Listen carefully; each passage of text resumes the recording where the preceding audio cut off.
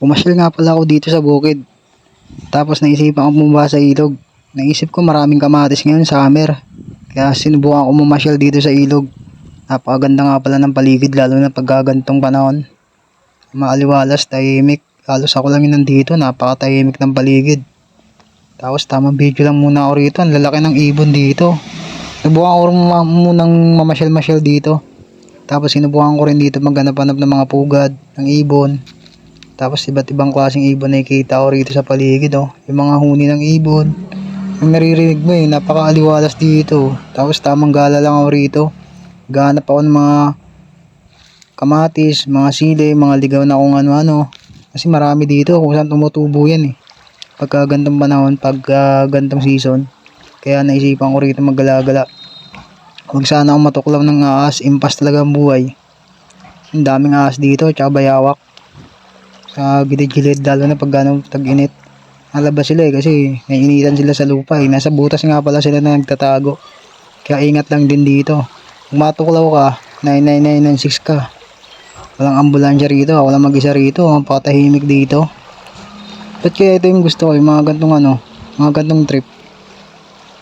Yung tamang gala-gala lang dito. Ito nga palang ilog na to, nasa dulo na to eh. Yung tipong liblib na. Napakalibdib na ng lugar na to eh. Ito yung karugtong ng ilog dun sa sa Paliparan site. Yung may tulay doon. Ito naman papunta tong sa Litran. Yung ilog na to. Tapos dadaan pa to ng Salawag. Tapos gilid ng Kadiwa. Tapos iikot. Napakalayo na ito. Puro puno nandito. Puro balete.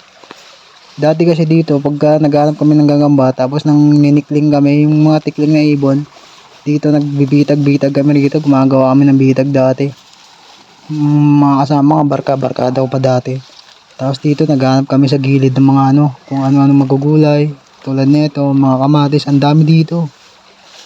Hawi-hawiin mo lang yung mga damo-damo, halo-halo sila rito eh. May mga kulitis, may mga pako. Tapos may mga ano-ano pa rito kung mga gulay-gulay.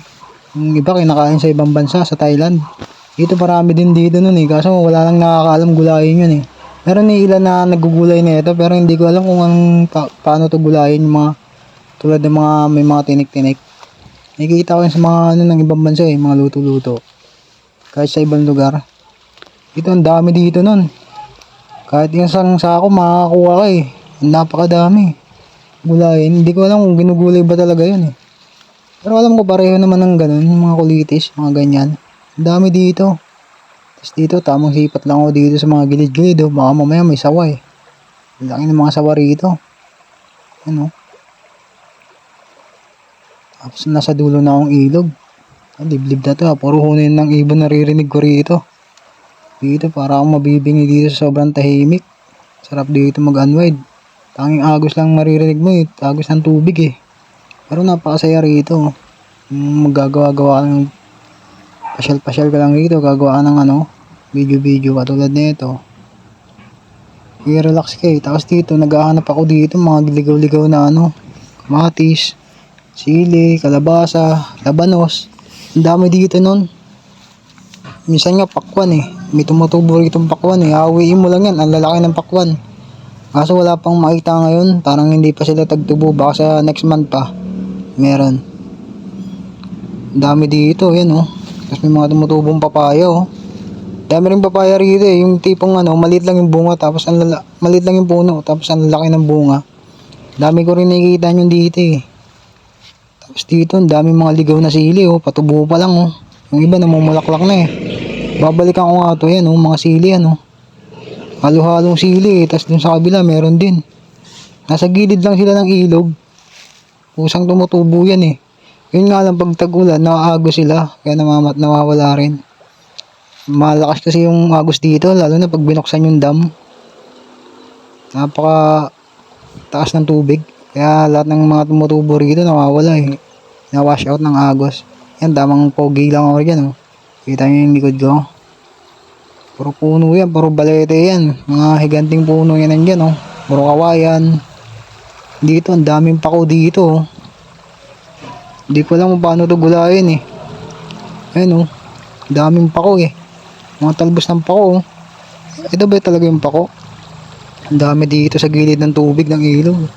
Ayan oh. Daming pako eh. Alam ko ginugulay ito eh. Masarap to igisa eh. Tapos haluan mo ng sardinas. Ayan oh, napakadami dito. Hindi ko lang kinukuha eh. Hindi ko alam kung talagang ginugulay yan eh. Hindi ko rin alam kung paano lutuin. Hindi pa kasi nakakain yan. Pero sa ibang mga vlogger nakikita yung video-video na yan. Dito tamang gala lang ako rito. Hawi-hawi lang. Tapos dito tamang gala lang ako dito. Nakikita nyo naman. Tamang ingat lang din. Buta bawat inaapa ako tinitignan ko. Mamaya tuklawin ka bigla eh. Dati malilit pa kami pag naglalakad kami rito. Nakikita kami mga ahas dito eh. Mga luno. Tapos may mga ahas na patay. Sa gilid minsan mga nasa ugat sila nakaipit. Dito. Tapos pag gabi rito, dalaking mga gagamba rito, ilawan mo lang yung mga damo na yan.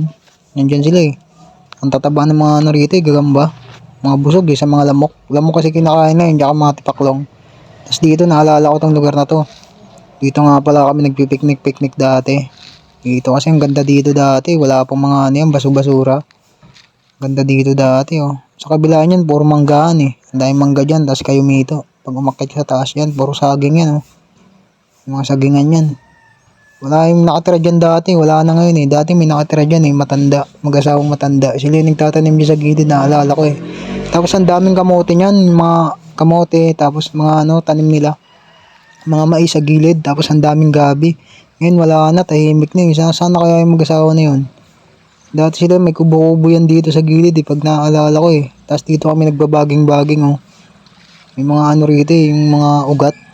Ginagawa naming duyan-duyan, tapos ano, tarsan-tarsan, yung mga ugat-ugat dyan, malaking puno na balete. So dito, tamang hawi lang ako rito. Baka sakali ako makakita dito ng ano, kung ano-ano, kalabasa, kundol. Meron dito eh, patola, upo. Mutubo sila sa gilid. Tapos dito, ang ganda talaga ng likod ng ano dito, lugar dito. Sarap mamasyal, napakalilim, ang sarap ng fresh na hangin dito. Talagang mawawala yung problema mo kahit marami kang dinaramdam eh. Dito, tamang ano lang ako rito. Tamang ikot ng ano lang ako video. Okay na, hanggang dito lang. Salamat sa inyong panunood.